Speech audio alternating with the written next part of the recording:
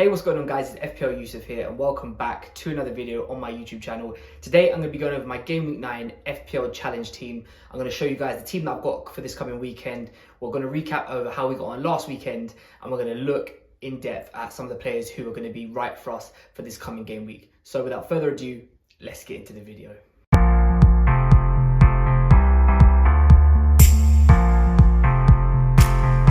Okay, welcome back guys. Thank you so much for being here today on my YouTube channel with me for another video. Before we get into this, if you wouldn't mind dropping a thumbs up and subscribing down below, it would be greatly appreciated. Okay, so game week 8, how did we get on? As you guys can see on the screen, not very well. You know, we got 23 points all out with the 5. The outfield players had a little bit of a nightmare. Saka didn't even play, so unfortunately we didn't get any points for him. Only 3 from Dalot, 3 from Johnson, a blank from Haaland for 2. You know, we had him as captain, only got 4 points in total. But Matt Sells in goal coming up clutch with a big 13 points for us, saving our game week. Got the clean sheet against Crystal Palace, got some bonus points, got the save points. Kind of everything we'd hoped for. I mean, me personally, even at the bringing him in, I didn't expect him to get that much points, but you know, we'll take it. It currently puts us in at around 59k, so we're very close to getting inside that top 50k now. We want to sort of make that push inside there, stay in there for a couple of weeks, and then really push on towards that top 10k mark, and then hopefully even beyond that. So yeah, overall, a little bit of a disappointing week. The captaincy hasn't really been going that great over the last few weeks. We've had 1 or 2 players, you know, who sort of stood out and sort of saved our game week, but really it's the captaincy which we need to be getting right. So hopefully, fingers crossed, from this coming game week in game week 9, we can get back on track with a big haul from our captain. Right, so game week 9, speaking of it, we are going to get straight into my team now. As you guys can see on screen, this week is all about key passes and crosses. So two things which have got a little bit of an upside depending on what players you pick. So we'll start in goal. I am going to just keep Matt Sells again. You know, obviously the hero of last week. Got probably, again, arguably one of the best fixtures on paper this week with Leicester. You know, I know it is away, but Forest defensively are very good. So yeah, no complaints about him. They're going to keep him in there. Had a great performance last week against Crystal Palace. So yeah, very happy with him. One defender, Fpl Gw. We're going to go with him. He obviously did get a goal in game week 8 for Manchester City. Unfortunately for them, no clean sheet yet again.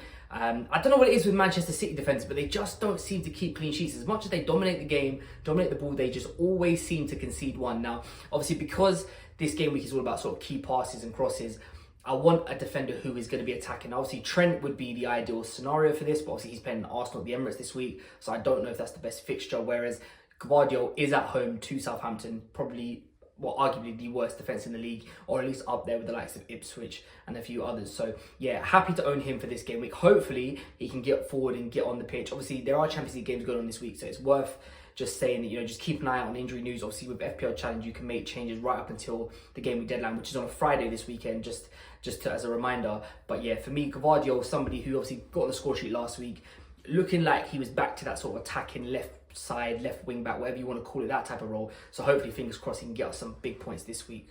So we've gone for 2 midfielders this week. The first one up is Dwight McNeil. Now, he is, like, in my opinion, the ideal player for this challenge. So key passes, he's actually second in the league, only behind Bukayo Saka. Crosses, he's first. So this challenge for this week sort of suits him better than anyone. Got a good fixture. You know, he's been on form the last few weeks, you know, getting returns here, you know, a couple of goals, a couple of assists, so he's ticking over nicely. And like I said, he's top for crosses, second for key passes. So for me, he just had to be in here, despite the fact there's unlimited budget and you could go with anyone. I just think that this fixture and this week and this whole challenge is made for him. Cole Palmer also coming in.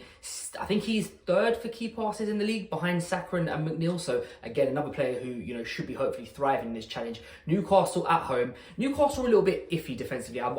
If this was at St James's Park, maybe there'd be sort of cause for concern about, you know, is Palmer the right choice? But I think at Stamford Bridge, Newcastle away aren't really the greatest defensively. They have their moments, and I do think Cole Palmer could definitely be someone who, you know, a lot of people are probably going to be looking to bring in on their main team, but also could have a lot of joy against this Newcastle defence. So for me, he's going to be the second midfielder in this team. Finally, we are going to go with Erling Haaland up front. We are going to also make him captain. Now, 3 blanks in the row for the most expensive FPL asset ever is not great. And I know there's been a lot of talk about people looking to get rid of him on their main teams. You know, is Haaland really that essential anymore? You know, when you're paying that much money for an asset, you don't really want him blanking at all, let alone 3 in a row. So it doesn't really look well for him coming into this game week. Obviously, he had no shots last week against Wolves, which definitely did surprise me. I think Man City really are lacking a sort of creative spark. However, This is Southampton at home. One of the, as I said before, you know, no offense to any Southampton fans out there, their defense is sort of bottom 2, bottom 3 in the league. Man City, when they're at the Etihad, are just a force to be reckoned with anyway. So when you couple that up with them playing against a team who maybe defensively aren't that great, you'd expect Haaland to sort of get back on track. And like I said, if you've got him in the main team on your FPL account, you're not going to get rid of him. You're definitely going to captaincy him, despite the fact he's blanked in the last 3 games. So it's going to be no different here on FPL Challenge. We are going to have him up front, and he is going to be the man who's got the captaincy armband for this week. Okay, thank you guys so much for watching this video. If you have enjoyed it, don't forget to drop a thumbs up and subscribe down below. Hopefully, fingers crossed, this is the week that we will break into that top 50k. Then hopefully have another stable sort of 2 or 3 weeks after this, and then we can hopefully push on to our goal, which is being inside that top 10k. Good luck to everyone out there, you know, if you are playing FPL Challenge. I know, you know, not a lot of people are sort of on board with it. Some people sort of dropped off a couple of weeks ago, but if you are somebody out there who is still continuing to play, I'm going to leave a link to my league actually on screen. I'll put it somewhere here on the outro. So yeah, if you guys want to join, or you know, you're looking for another league to jump in, feel free. You know, you're more than welcome to. But like I said, thank you guys so much for watching this video. If you have enjoyed it, don't forget to drop a thumbs up and subscribe down below, and I'll catch you guys next time.